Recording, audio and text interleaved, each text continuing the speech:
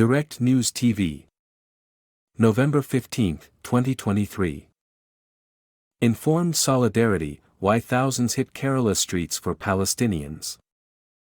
Kozhikode, India, thousands of kilometers away from the Gaza Strip, which is undergoing what many observers call a genocide, people in southern India's Kerala state are flocking to public spaces to join protests and candlelight vigils in solidarity with the Palestinians.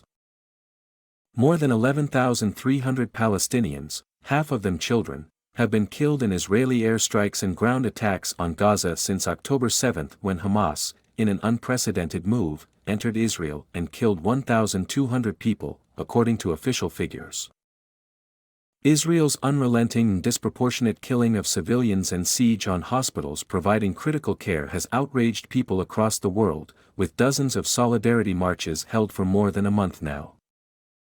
In Kerala as well, political parties, rights activists, cultural groups and Muslim organizations have held rallies and events, calling for an immediate ceasefire in the besieged enclave and censoring Israel for its alleged war crimes. Last week, Kerala's Chief Minister Pinarayi Vijayan inaugurated one such rally organized by his Communist Party of India, Marxist, and attended by more than 50,000 people cutting across political affiliations in Kozhikode. The November 11 rally marked the 19th death anniversary of Palestine Liberation Organization (PLO) leader Yasser Arafat, an icon of resistance against the decades-old Israeli occupation of the Palestinian territories. In his speech, Vijayan unleashed a scathing attack on Israel and Indian Prime Minister Narendra Modi's support of the country's far-right Zionist regime. India is the biggest consumer of weapons manufactured in Israel. Indian taxpayers' money should not be given to kill innocent Palestinian children. So India should scrap all military deals with Israel and sever diplomatic ties with it, he said. Israel is one of the biggest terrorist countries. The Indian government's decision to abstain from a UN voting that called for a ceasefire in Gaza was shameful.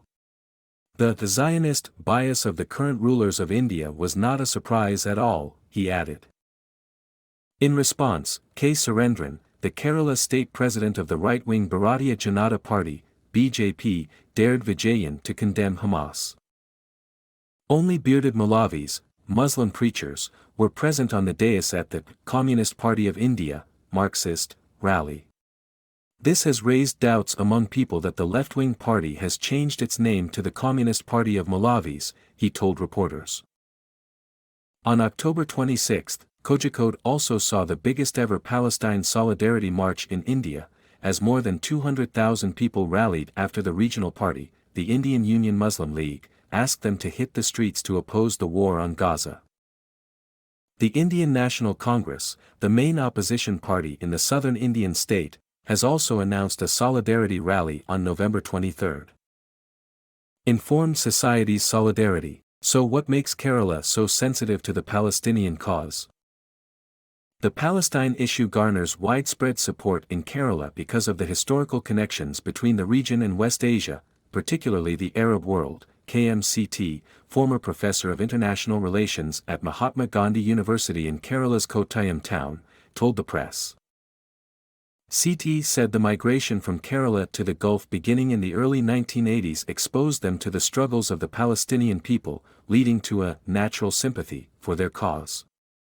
Nearly 3.5 million people from the state work in the Middle East, forming a majority of the Indian expats in the region. But there is more. In India, which finds itself at the bottom of many human development indices such as education and health, Kerala is an outlier.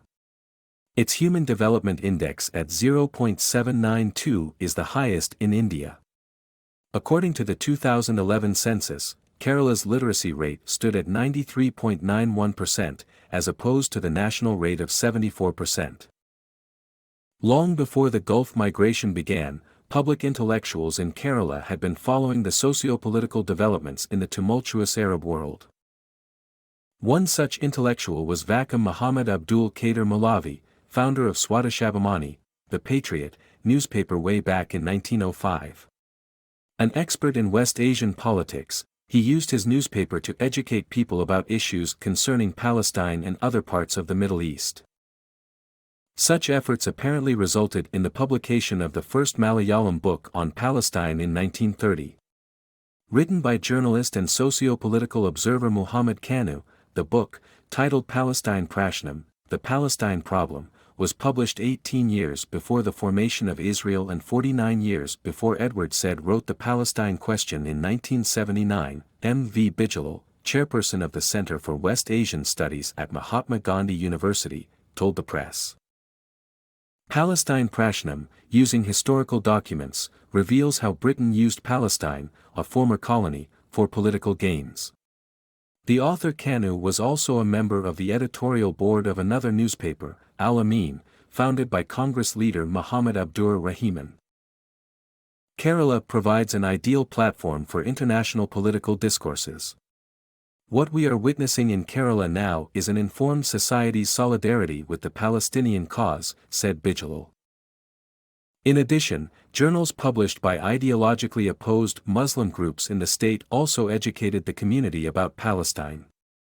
These organizations, belonging to the Sunni, Salafi and Jamadi Islami persuasions, set aside their theological differences to publish articles condemning the Israeli occupation and its daily attacks, dehumanization and humiliation of the Palestinian people.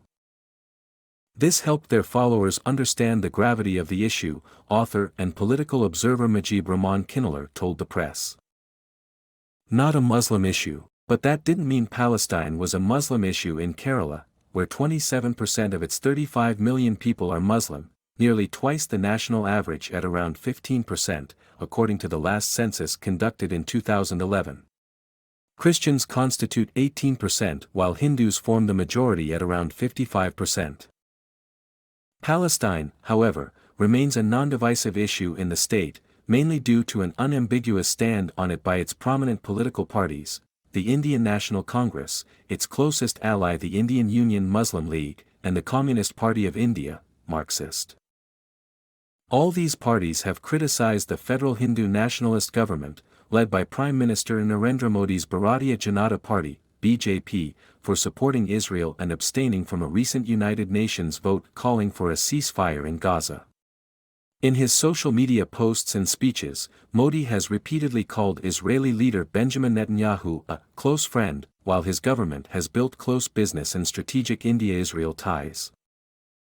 M.A. Baby, a senior Communist Party of India, Marxist, leader, said iconic Indian freedom fighter Mahatma Gandhi and the country's first Prime Minister Jawaharlal Nehru believed that Palestinians were waging an independence movement, much like what the Indians did against the colonial British. By supporting Palestine, the people of Kerala are taking a leaf out of India's freedom struggle.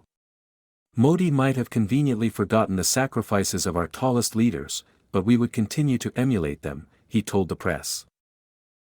The issue here is the liberation of Palestine.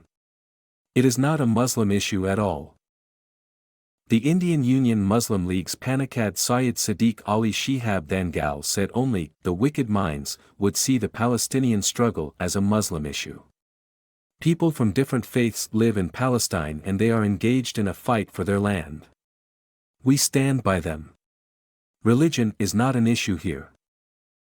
Congress leader V.T. Bolram told Al Jazeera his party has historically denounced Israel's occupation of Palestine. It is the stated policy of Congress since the Nehru era.